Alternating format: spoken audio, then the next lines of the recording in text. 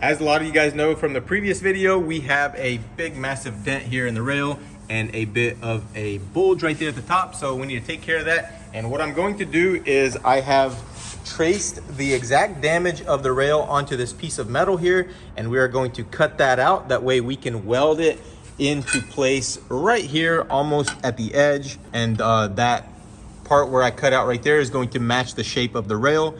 That way, once we are pulling it out, we're going to start pulling it out from the middle.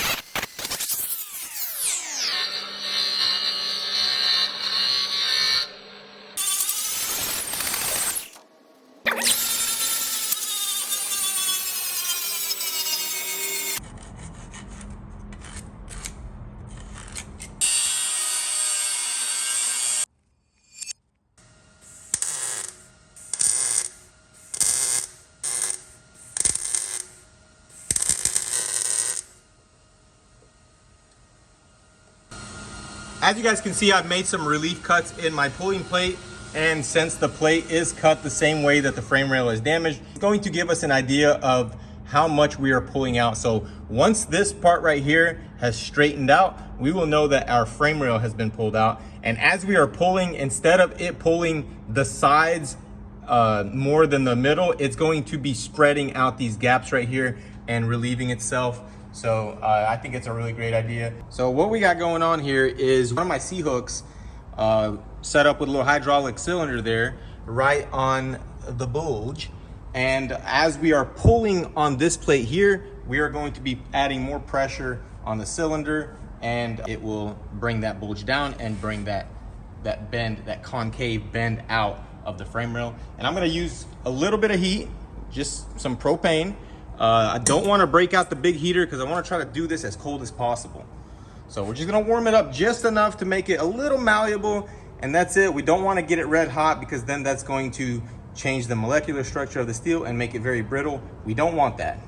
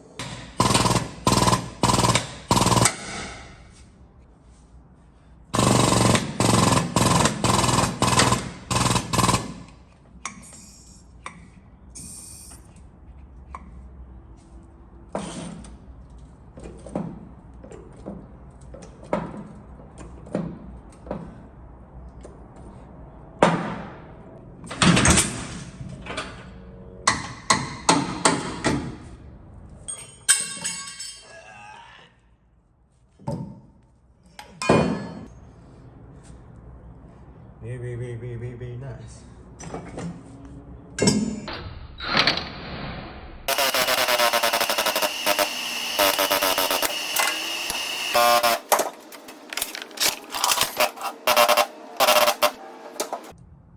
So as you guys can see, we've pulled out, we've got the bulge out, and we got this area pulled out as well. The only thing we have left is this area right here. And I tried a hook through the hole, but since there is a little bevel right there, it's not going to work that way. What I need to do is I need to simply weld something right here and pull it out that way, and then we'll just grind everything down real nice.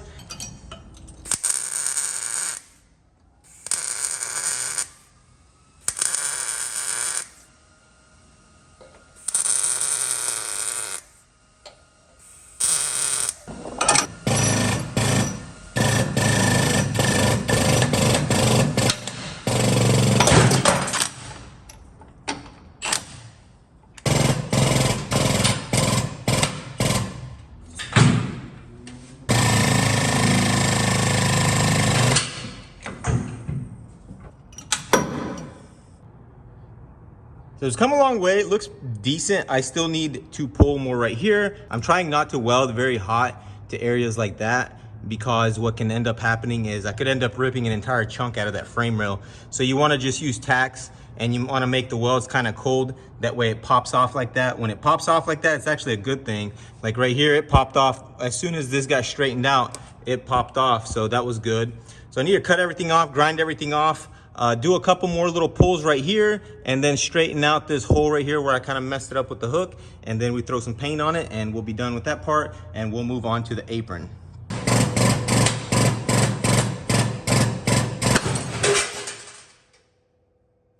Very nice, man. Very nice.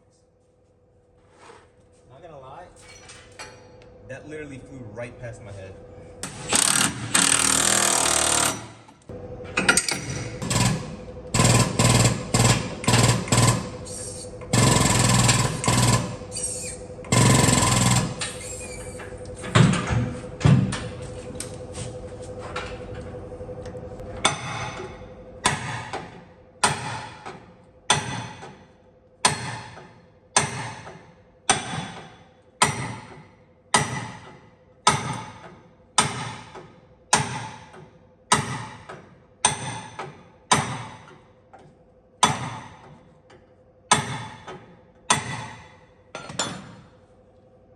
Nice.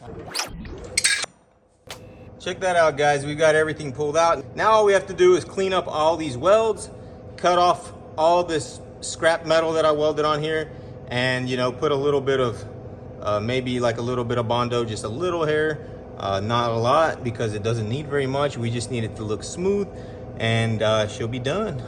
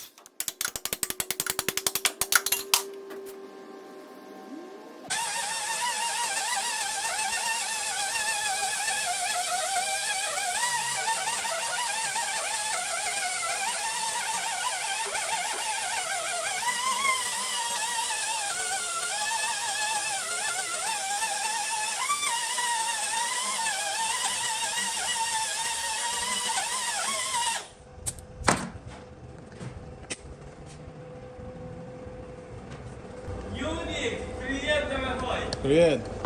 Як я тебе давно не їв. А знаєш, що я слухав і кажу батькове, що то в Юри одягний офіс, а він каже, що? Тому що то не тільки машини ремонтують, а такий звук зуби роблять, а воно таке ядуче, сам знаєш.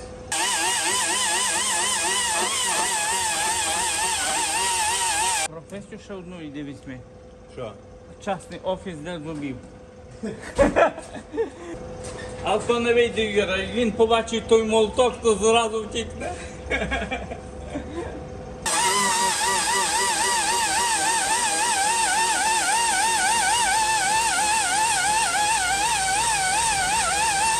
I've grounded down the rail, and now it is ready for some paint. And guys, look how good that thing looks. Look, we got the bulge out. We got the rail nice and flat. It's not perfect, but it's about as good as it's going to get. So we need to shoot a little paint on that, and then we will assemble this suspension and start working on the apron. So the apron here is a little bit tricky, but it shouldn't be a problem because there is access from the bottom. As you guys can see, everything is kind of going down. And so it's brought this down and put a kink here. So what I am going to do, I am going to insert one of my chain stoppers. It's like a flat bar into there. And then we will put a jack up into the hole.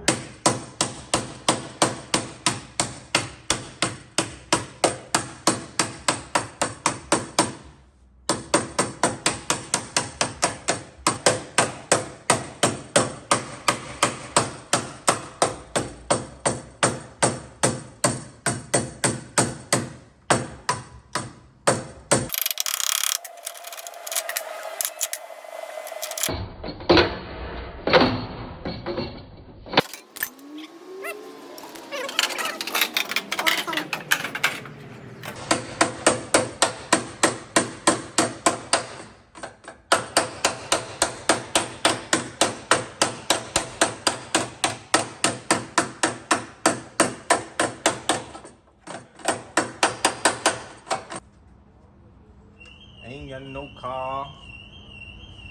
So Cat was gone all day yesterday and came back with a hole in his head. Looks like he got bit. Cat, what was you out there doing, man? We're gonna have to take you down to the vet.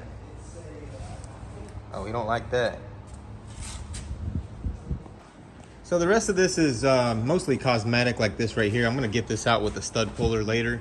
I need to get this thing off of the frame machine. We need to get the Jeep SRT back onto the frame rack. So what I need to focus on right now is getting the suspension back together, spraying some paint on the frame rail, and getting this thing back on its wheels. Before we install the control arm, we need to reinstall the alignment pins for aligning the front wheel. As you guys can see right here, we have a slot, and this slot rides on that pin, and the pin sits in that hole right there. So whenever you are turning this bolt, it's moving the wheel one way or the other inside that slot because of the way that's curved. So what I need to do is I need to install that like that, and then I need to install the pin from the back here and simply weld it up like that. That way when we go to do the alignment, they will be able to adjust the camber and the caster and whatever else they are adjusting. So I'm going to weld that up real quick, and then I'm going to throw this control arm on and get the rest of the suspension on, measure the wheelbase, and everything is going to be perfect.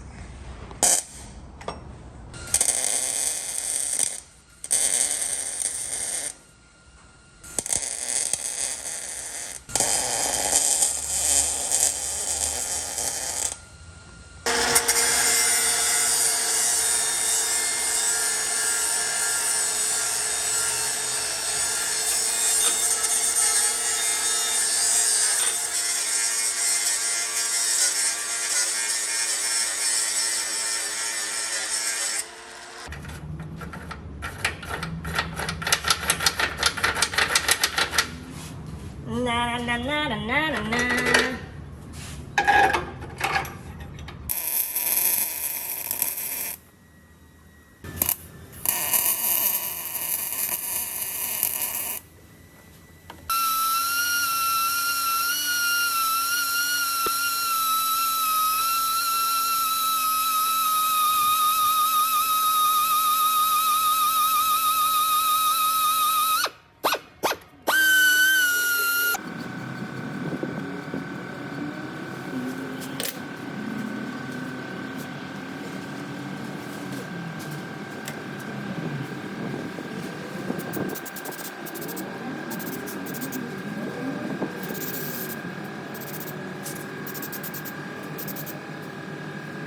This control arm has a bit of a sway bar that's stuck, and it's broken and it's very rusty. So I'm just gonna probably weld something onto it right there to hold it, and then we'll unscrew it that way.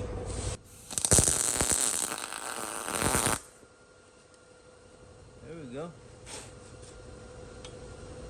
Gotta be careful not to weld it to the control arm.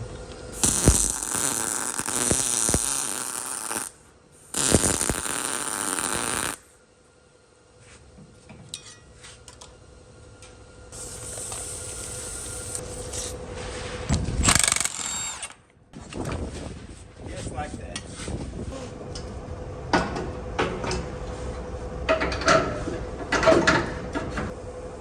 That's perfect right there.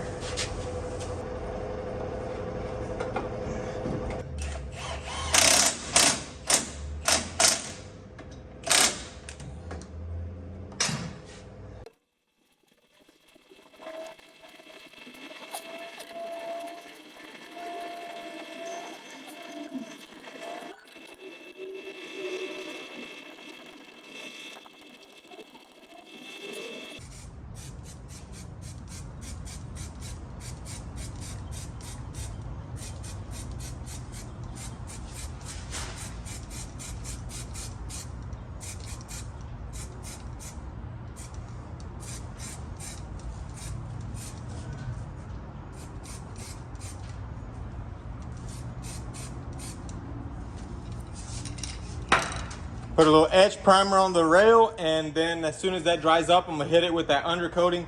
And the reason why I am using the Permatex undercoating is because these frames are covered with some sort of weird, like, I don't know what it is. It's like a dip or a wax or something. It actually never dries. It can be scraped right off. It can be melted off. It can be washed off. That's why these Chevys are always rusting, because that coating, if you were to hit the frame with something or scrape it or run it across some brush or anything, it's gonna take that coating right off the frame. And it's always like rough looking. It's never really smooth. So this is like the closest I've been able to come to replicate that factory coating. I hate undercoating. I can't stand seeing undercoating on frame rails, especially when there's a lot of it and it's all dripping and heavy and you know somebody's hiding something. But here you guys obviously can see I'm not hiding anything. We got everything nice and straight and flat, and we're just gonna spray a little bit on there and it will be perfect. But the next step would be to obviously to get this fender on, and then if everything lines up and the wheelbase is good, we can take it off the frame. So I started using the undercoating, and I don't know what's wrong with this thing, but it just started pooping. And I coated the rail. It looked terrible. It was like really thick. And then my phone ran out of storage, and I just took that as a sign that I don't need to use the undercoating. So I scraped off all the undercoating and I sprayed it in with some nice black paint. And guys, look at that. The frame rail's looking very nice. It's not perfect, but it's good enough for the girls I dance with. Now I need to put the track bar back, bolt it on into place to the control arm, and then we can put the wheel back on it, get this thing up on its wheels. And of course, I need to install the fender before I drop it off the frame. So let's do that real quick. Hey, no, go outside. Go outside. Outside. Shitting under my rat.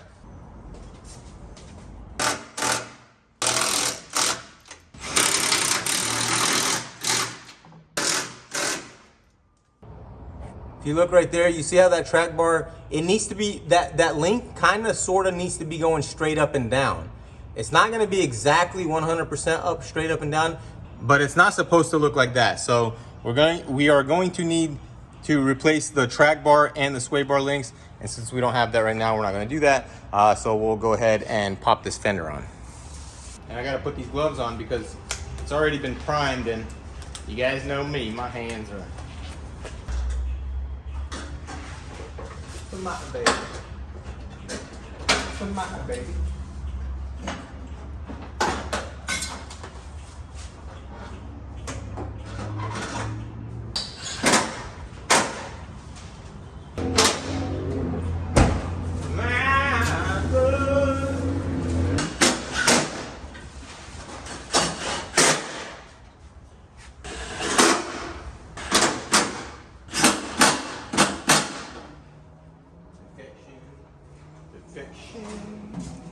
La-dee-dee-da.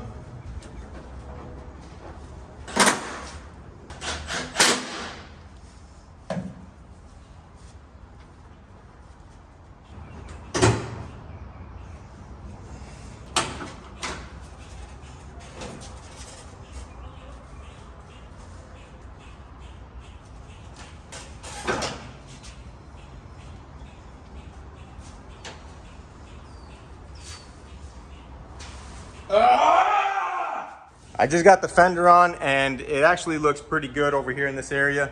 This part right here is flared out because it is a used fender that was damaged. And then of course the headlight is different. So like I can't put the grill on it because the headlight's different. And then I found out that we don't even have a bumper yet. So this is what I deal with. I think I should be in charge of everything, honestly, because if it was up to me, here's what I would have done. I would have ordered every single part this truck needs, and it would have been sitting in the back of the truck while I'm doing this framework. And every single piece that I need, I'd go and I'd take it out of the back of the truck and I'd put it on. I'm gonna have to start, you know, having rules and regulations here. So I don't know. I'll see you guys later, man. I'm done with this.